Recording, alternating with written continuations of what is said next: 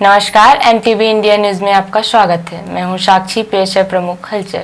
Collector एवं जिला magistrate Mujibur Rahman Khan द्वारा आदेश जारी कर त्रिस्तरीय पंचायत आम निर्वाचन 2022 में सौंपे गए दायित्वों के निर्वहन में लापरवाही बरतने के कारण 2 अधिकारियों को निलंबित किया गया है। जारी आदेशानुसार रिटर्निंग ऑफिसर जनपद पंचायत सिहावल के प्रतिवेदन अनुसार मनीष द्विवेदी, सहकारिता विस्तार अधिकारी सिहावल को पंच सरपंच पद हेतु नाम निर्देशन पत्र प्राप्त करने के लिए सहायक रिटर्निंग ऑफिसर के रूप में नियुक्त किया जाकर क्लस्टर क्षेत्र कुंवरी में ड्यूटी लगाई गई थी।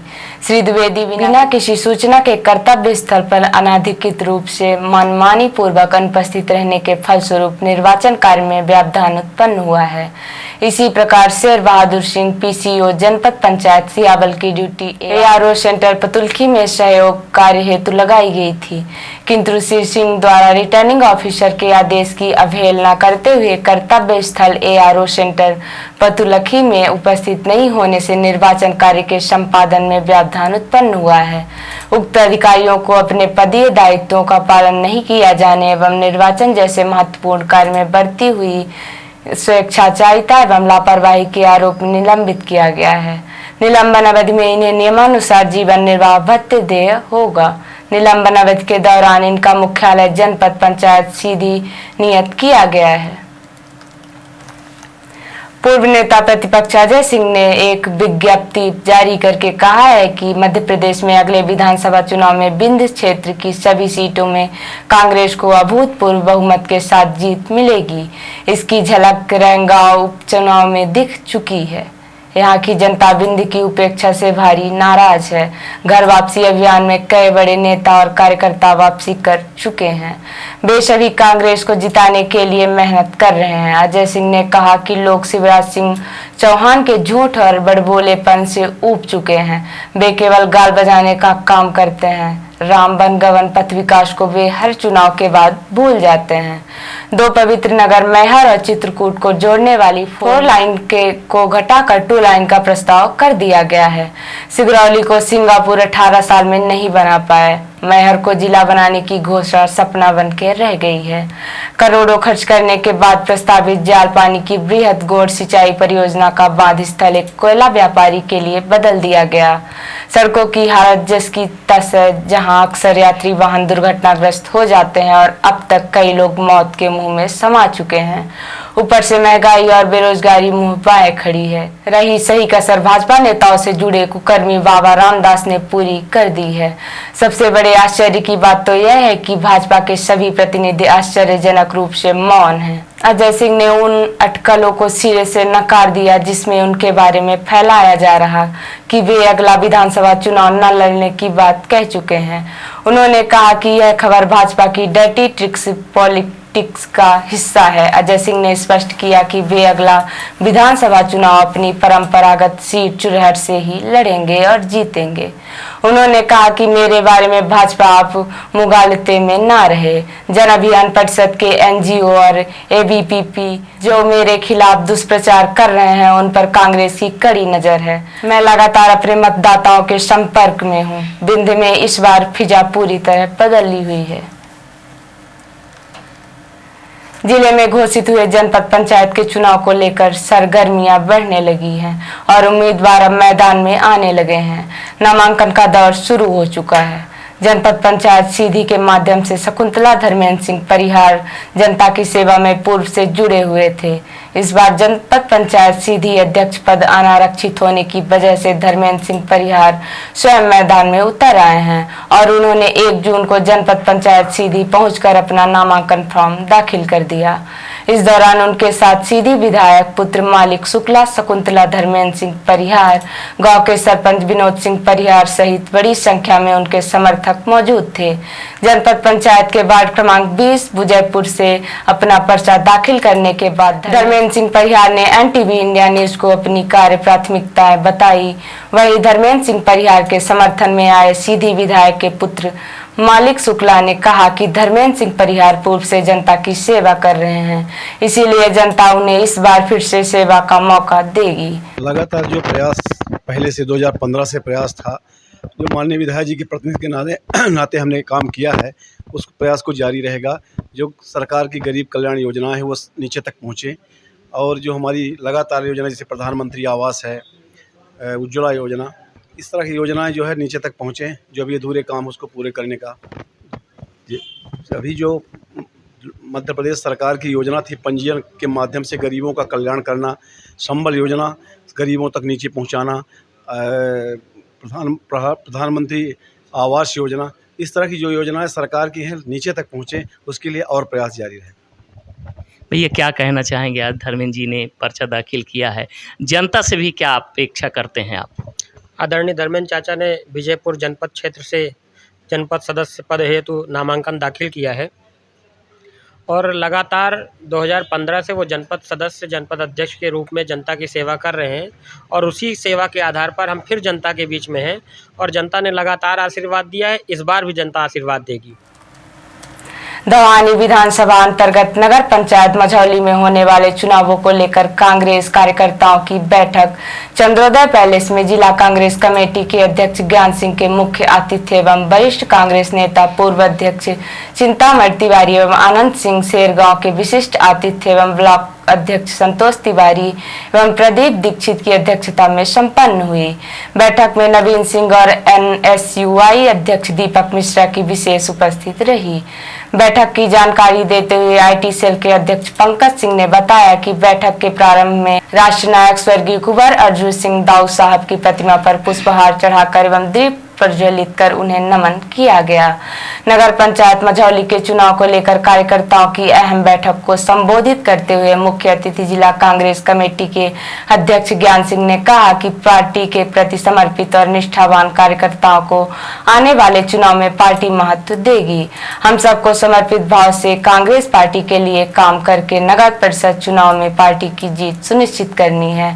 नगरीय निकाय के चुनाव में महिलाओं और युवाओं को भरपूर पार्टी सर्वे के आधार पर जीतने वाले उम्मीदवारों को प्राथमिकता मिलेगी। जिला अध्यक्ष ज्ञान सिंह ने आगे कहा कि सभी एकजुट होकर चुनाव लड़े, जिससे कांग्रेस के ज्यादा से ज्यादा पार्षद चुनाव में जीत कर आए। यह चुनाव आने वाले 2023 के चुनावों की दशा और दिशा तय करेगा। इसीलिए हम सबको पूरी तन्मयता और निष्ठा के साथ पार्टी प्रत्याशी के पक्ष में समर्पित भाव से काम करके कांग्रेस को विजय दिलाना है। बैठक को संबोधित करते हुए पूर्व अध्यक्ष जिला कांग्रेस कमेटी चिंतामणि तिवारी ने कहा कि आने वाले नगर पंचायत के चुनावों में पार्टी के प्रति समर्पित और निष्ठावान कार्यकर्ताओं को ही टिकट मिले और पार्टी जिसे भी अपना प्रत्याशी अधिकृत करे, हम सबको सारे मतभेद भुलाकर पार्टी प्रत्याशी के पक्ष में निष्ठा से काम करने की आवश्यकता है। हम सब संगठित होकर चुनाव लड़ेंगे तो कांग्रेस की जीत सुनिश्चित है। वरिष्ठ उपाध्यक्ष आनंद सिंह सेरगांव ने भी चुनावों में एकजुटता को विजय का मूल मंत्र बताया। बैठक में सुधींद्र शुक्ला, मुद्रिका प्रसाद तिवारी, राम सखा सोनी, धर्मेंद्र सिंह, गणेश सोनी, NSUI अध्यक्ष दीपक मिश्रा एंड महेंद्र सिंह ने भी चुनावों के संदर्भ में अपने विचार व्यक्त किए। 1 जून को नगर पालिका सीधी में होने जा रहे चुनावों को दृष्टिगत रखते हुए जिला कांग्रेस कमेटी के अध्यक्ष ज्ञान सिंह में आज वार्ड क्रमांक 13 जयसवाल कॉलोनी में नुक्कड़ सभा के माध्यम से जनसंपर्क किया। सभा का आयोजन कांग्रेस नेत्री तारा सिंह द्वारा किया गया। कार्यक्रम में अर्जुन सिंह, डॉक्टर गोविंद सिंह, नारायण सिंह, रजनीश श्रीवास्तव, पिंटू सिंह, लाला खान, आरती सिंह महाजन जयसवाल विशेष रूप उपस्थित रहे। नुक्कड़ सभा को संबोधित करते हुए जिला कांग्रेस कमेटी के अध्यक्ष ज्ञान सिंह ने कहा कि आज प्रदेश में महंगाई और बेरोजगारी चरम पर है। सरकार ने उज्ज्वला के सिलेंडर तो बांट दिए, लेकिन महंगाई के कारण माताएं बहनें उसे भराने में सक्षम नहीं हैं। सिलेंडर पर मिलने वाली सब्सिडी को भाजपा की सरकार ने खत्म कर दिया। खाने पीने की चीजों से लेकर सब्जियों तक की कीमतें आसमान छू रही हैं। एक आम आदमी का गृहस्थी चलाना भी मुश्किल हो रहा है। कांग्रेस के समय में 35 किलो अनाज का वितरण किया जाता था, आज उसे घटाकर 25 किलो कर दिया गया। नगर पालिका में अव्यवस्था चरम पर है, लोगों के राशन कार्ड नहीं बन पा रहे हैं। गरीबी रेखा में बहुत सारे लोगों के नाम काट दिए गए। नगर पालिका क्षेत्र में चारों तरफ गंदगी का आलम है। आवास योजना के मकान भारतीय जनता पार्टी के कार्यकर्ताओं को बांटे जा रहे हैं। वास्तविक गरीब वंचित व्यक्ति को इस सुविधा का लाभ नहीं मिल पा रहा और जिन्हें मिला भी है वह महंगाई के कारण अपना आवास नहीं बना पा रहे हैं। मैं कांग्रेस पार्टी की तरफ से सरकार से यह मांग करता हूं कि आवास योजना की राशि बढ़ाई जाए। कांग्रेस पार्टी आपकी समस्याओं को लेकर 15 जून के बाद नगर पालिका का घेराव करने जा रही है। आप सबके सहयोग से कांग्रेस पार्टी आपके हक की लड़ाई लड़ेगी। कांग्रेस पार्टी जब जब सत्ता में थी उसने हमेशा अंतिम पायदान के व्यक्ति ध्यान रखा। कांग्रेस पार्टी ही आपकी सच्ची हितैषी है। आने वाले नगर पालिका के चुनावों में आप सब कांग्रेस पार्टी का सहयोग करें। मुझे पूरा विश्वास है आप सबके सहयोग से नगर पालिका के चुनावों में कांग्रेस पार्टी की जीत होगी। कांग्रेस पार्टी आपकी समस्याओं के निराकरण के लिए प्रतिबद्ध है। मध्य प्रदेश राज्य निर्वाचन आयोग द्वारा नगरीय निकायों के आम निर्वाचन वर्ष 2022 के निर्वाचन का कार्यक्रम घोषित कर दिया गया है। कार्यक्रम की घोषणा के साथ ही नगरीय क्षेत्र में आदर्श आचरण संहिता प्रभावशील हो गई है, जो निर्वाचन परिणाम घोषित होने तक लागू रहेगी। निर्वाचन कार्यक्रम के अनुसार निर्वाचन की सूचना का प्रकाशन 11 जून को प्रातः 10:30 बजे होगा और इसी दिन से नाम निर्देशन पत्र प्राप्त करने का कार्य आरंभ हो जाएगा। नाम निर्देशन पत्र 18 जून को 1 बजे तक जमा किए जा सकेंगे। नामांकन पत्रों की संवीक्षा 20 जून को प्रातः 10:30 बजे से की जाएगी तथा अभ्यर्थियों से नाम वापस लेने की अंतिम तिथि 22 जून को दोपहर 3 बजे तक नियत की गई है। निर्वाचन लड़ने वाले अभ्यर्थियों की सूची तैयार कर उन्हें प्रतीक चिन्ह 22 जून को अभ्यर्थिता से नाम वापसी के ठीक बाद आवंटित कर दिए जाएंगे। प्रथम चरण में मतदान 6 जुलाई को तथा द्वितीय चरण का मतदान 13 जुलाई को प्रातः 7 बजे से अपराह्न 5 बजे तक होगा। प्रथम चरण की मतगणना एवं परिणाम की घोषणा 17 जुलाई को एवं द्वितीय चरण की मतगणना व परिणाम की घोषणा 18 जुलाई को प्रातः 9 बजे से आरंभ होगी। रिपोर्टर हिमानी रतेला ने बताया कि कैंप कार्यालय हल्द्वानी में जिलाधिकारी धीराज सिंह गाब्याल की अध्यक्षता में आयोजित जनता दरबार में फरियादियों द्वारा सड़क, पानी, शिक्षा, बीमारी इलाज प्रमाण पत्र, मुआवजा, आर्थिक सहायता, मोबाइल नेटवर्क, शौचालय, रोजगार आदि से संबंधित 13 समस्याएं एवं शिकायतें दर्ज हुई। अधिकांश समस्याओं का मौके पर निस्तारण करते हुए अवशेष समस्याओं को जिलाधिकारी ने अधिकारियों को निर्देश दिए कि जन सुनवाई में पंजीकृत समस्याओं को निर्धारित समयावधि में निस्तारित करना सुनिश्चित करें तथा कृत कार्यवाही से आवेदनकर्ता को भी अवगत कराएं। उन्होंने कहा कि समस्याओं के निस्तारण की मॉनिटरिंग भी की जाएगी।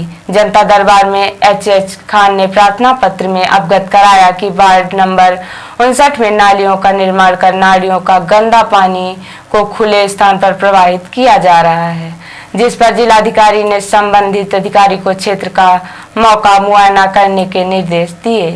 जनता दरबार में सिटी मजिस्ट्रेट ऋचा सिंह, जिला प्रोबेशन अधिकारी व्योमा जैन के अलावा संबंधित विभागों के अधिकारी उपस्थित थे।